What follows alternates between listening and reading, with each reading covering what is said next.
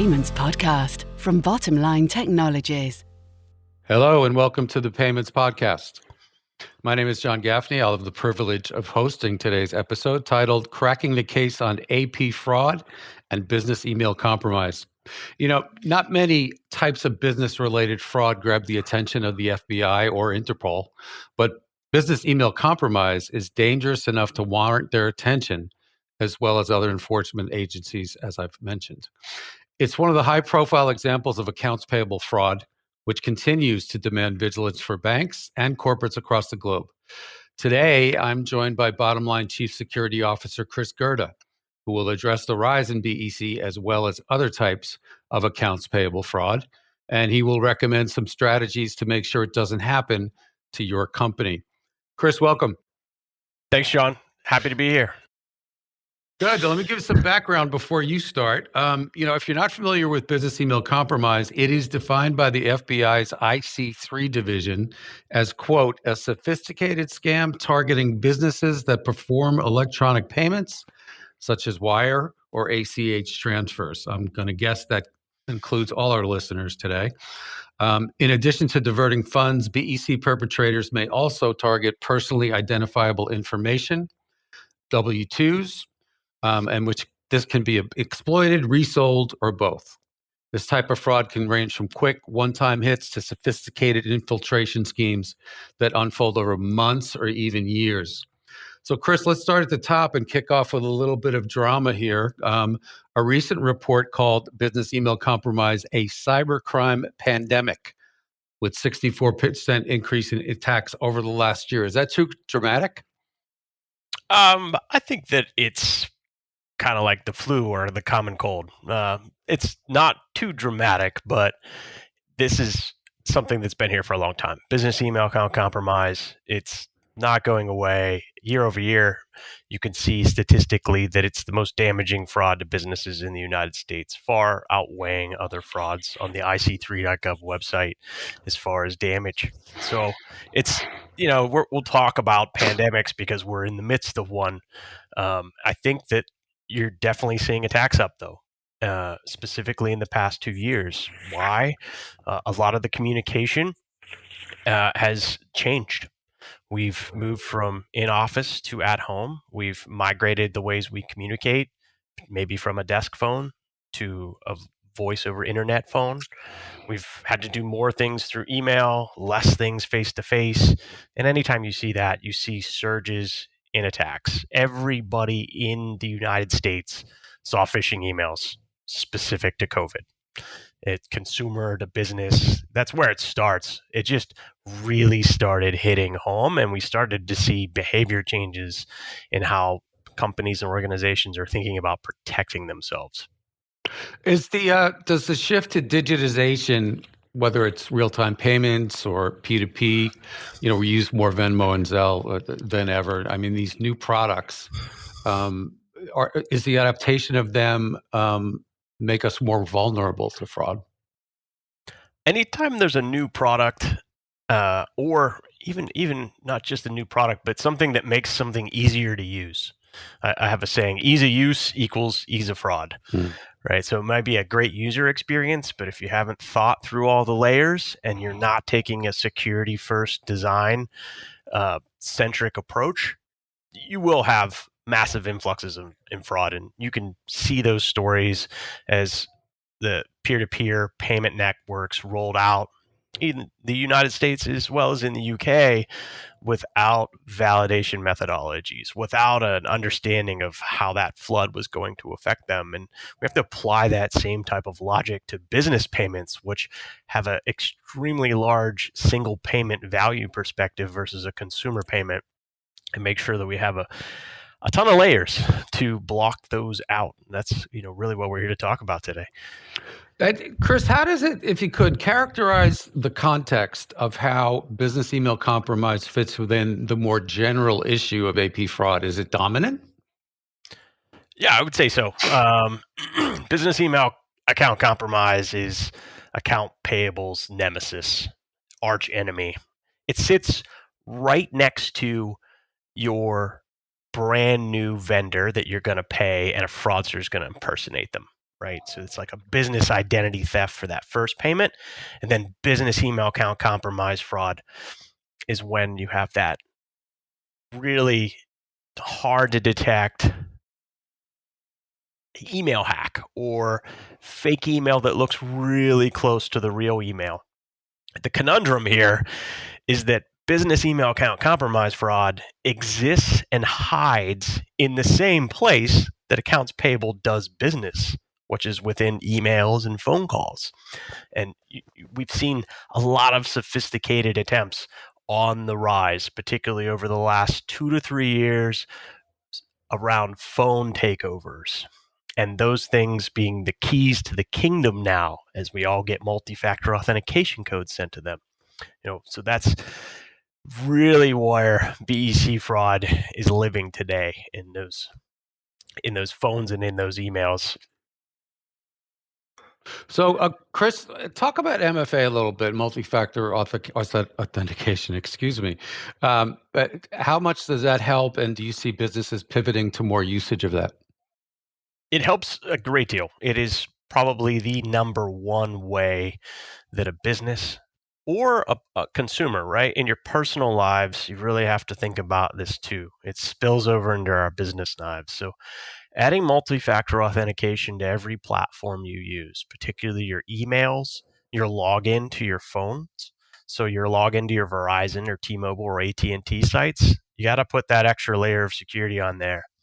And if you're using an internet phone and you're going online and logging in to have that access, multi-factor there is really critical. And this is blocking out the majority of the frauds. The fraudsters really go for those MFA codes, though, when it comes to businesses, though. They're going to actually try and socially engineer those by calling you, trying to get you to give them the code over the phone, things like that. Those are really hard to detect pieces, and that's why you need a lot of layers. So I'll talk about that, throughout. But within Paymode-X specifically, we've been doing vendor authentication as a service to stop business email account compromise fraud for quite a while. We've had a lot of pivots and changes into our methodologies to detect those types of sophisticated frauds, and they've had to be updated. And by updating and changing with the different patterns, we've had a good track record over 3 years, over $1 trillion in payments processed with no fraudulent payments in our authenticated network for businesses. But it's really important that we're adding, changing, updating layers, because some of these situations are almost like no-can defense in a sense. So you have to have a lot of different controls in place. Yeah, and there's also been some high-profile cases here of business email compromise. There's a town in New England we'll leave unnamed that apparently got hit for about $2 million from AP fraud. Could you tell us if there's a common thread as to what organizations might do in regard to BEC and other types of fraud? What is common about what they do wrong? The common thread is human error and or in conjunction with taking changes for banking information via email. So you have to have other pieces of authentication so that you understand who you're talking to. Is it the real business? Is it the real person? That's really critical. And those are the massive common failures that occur. And anytime you have a manual process, that's also a place where that human element can fail. And so specific, right? Because this is a town that had an issue. You even look at some of the government infrastructure plans that are going through the legislature now, looking specifically at budgeting for cybersecurity spending for cities, towns, governments, and that type of cybersecurity spending. It's not just for, I need to create a firewall, right? It's for, I need to partner with someone to secure my payments that I'm making in a digital environment. Those are key partnerships that will help cities, towns, governments stay ahead of fraud in a digital payment space. So is it fair to ask this question, Chris? If you had a room full of banks and government officials and corporates, big room, and they're going to ask you, what are the two things I can do when I go home? What would they be? The first one, I say the same every single time I talk. Put multi-factor authentication on everything. Said it earlier. I will say it again. You have to set it up sometimes. Organizations may not actually have that on as a standard. They may make it optional. You've got to go in and put it on. Emails, phone plans, phone updates, payment approvals, all your voice over internet phones. Layer it everywhere. That's going to protect you significantly. And the second thing, bank updates can never be done through an email. We've heard that before, right? So thinking of an organization, you may have a small footprint. You might have a small AP department. Like, you're doing a lot of other things. You're wearing a lot of hats. What can I do to somehow check and balance my small organization against an accidental human error, letting something through, thinking someone else did it when they actually didn't make the call back? Make a Google form, something that simple that requires someone to put their initials, right next to I performed a callback on this phone number, and I know this is the business phone number because I verified it in my ERP and there haven't been any updates, right? Just as simple, like sign off on that. And that goes to the next person who is going to approve the payment to the new bank account to see, yes, they did this, they did this, they did this. And that's critical. And I'll add something even further that we see very often when a fraudster compromises a vendor's email, the real email. They are going to email you and they're going to put their phone number in the signature line. Never, ever take the phone number from the signature line unless you validate that off of a source that you validate yourself, right? We have to think about flipping the script on the way the fraudster wants to communicate with us. We communicate the way we want to communicate with the vendors that we're going to pay. So, when we talked earlier, we talked about defense strategies, which you just reinforced. But we've also talked about BEC creating an identity gap. Could you talk about that a little bit? Yeah, so we're talking about some tips, and now we're talking about strategy. Long-term thinking. How do I protect my organization that may be processing, multi-million-dollar payments every single month? So business email compromise, let's break it down real simple. It's creating an identity gap that exists because of a lack of visibility that an AP department will have. And fraudsters are trying to convince you that there's no identity gap that exists. What is an identity gap? It's anything that's missing that would confirm someone is who they say they are. So digital fraud prevention strategies, Paymode-X as an example, bridge that gap for you in a way you can actually trust by identifying the vendor through correlating physical, digital, and banking information together. We're talking dozens upon dozens of correlating things. Then we get to know that vendor.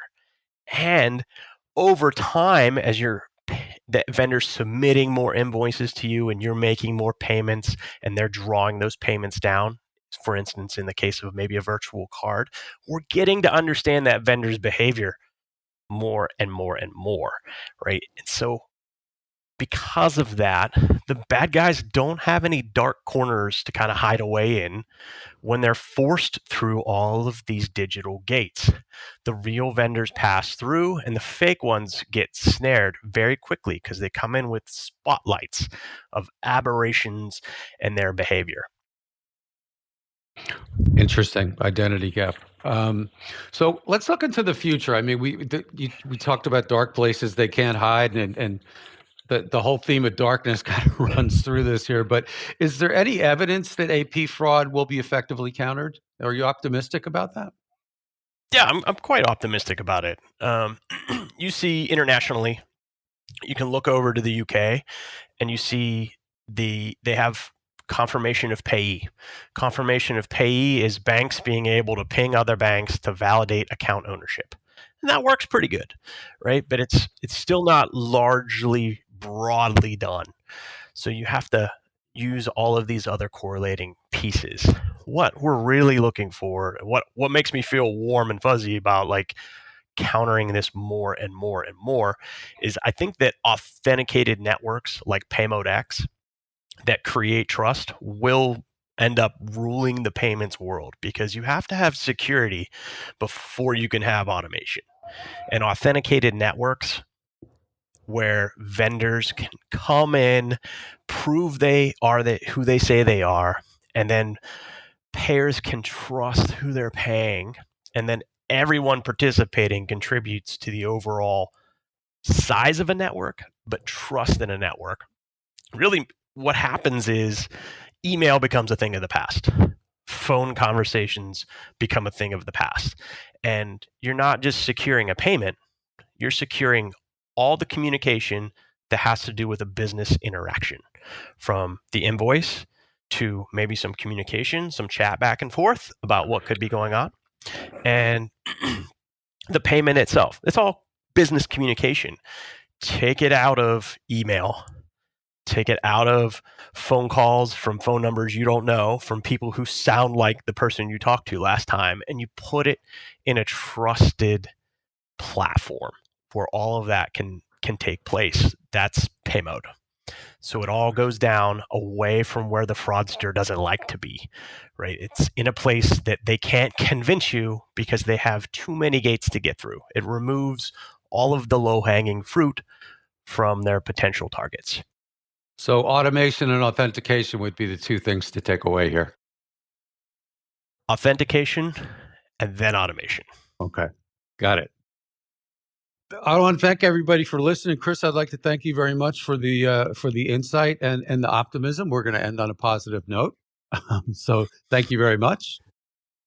Thanks, Sean. It's been a pleasure being here. I hope everyone can take away some good tips. It's a great topic. Yeah, we think they will. This episode again was cracking the case on AP fraud and business email compromise. Once again, with Bottom Line Chief Security Officer Chris Gerda. Thanks to him again. Thanks for listening, and we'll see you next time.